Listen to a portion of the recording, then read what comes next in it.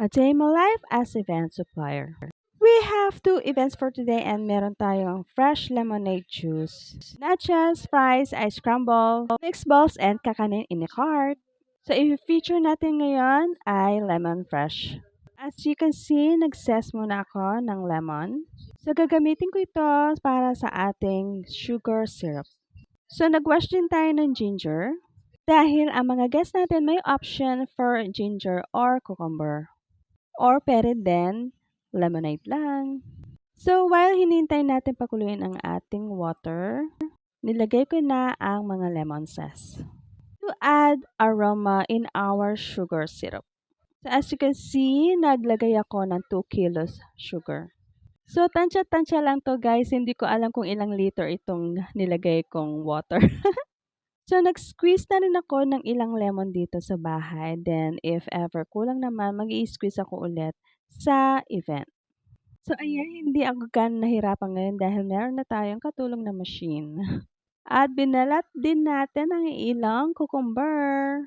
Alam niyo ba guys, bali second fresh lemonade ko na ito and doon sa una kong event, masarap naman daw. So ngayon, second event na natin to, setting up for our fresh lemonade juice. For me, mas okay ito sa mga milk tea and coffee bar. Hindi naman sinasabi ko ito dahil meron kaming fresh lemonade. Pero for sure, magiging healthy and safe ang inyong mga guests kapag iinom sila ng lemonade juice. So, ayan guys, ini-shredder na natin siya. So, pwede din naman siya i-blender. So, after ko naman doon, gagawa na tayo ng ating cheese dip sauce para sa ating nachos chips. So, ang gamit ko is Alaska all-purpose cream and of course, our cheese. So guys, huwag kayong mag-alala dyan. Lagi kong hinugasan ng aking kamay guys.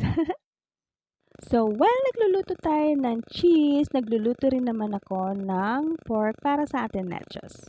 So, gamit ko dito guys, rice cooker.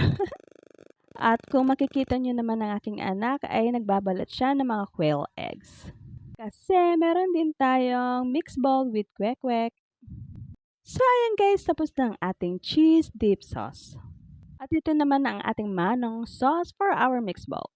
So, ayan guys, makikita nyo, laro-laro lang kami ng mag-asawa dito, guys. So, next naman ang gagawin natin is ice crumble. At sa oras na yan, guys, ngarag na ako kasi ang target time namin na aalis is 10 o'clock and 9:30 na dyan, guys. Ayan, minabadali ko na ang mga ice crumble ko.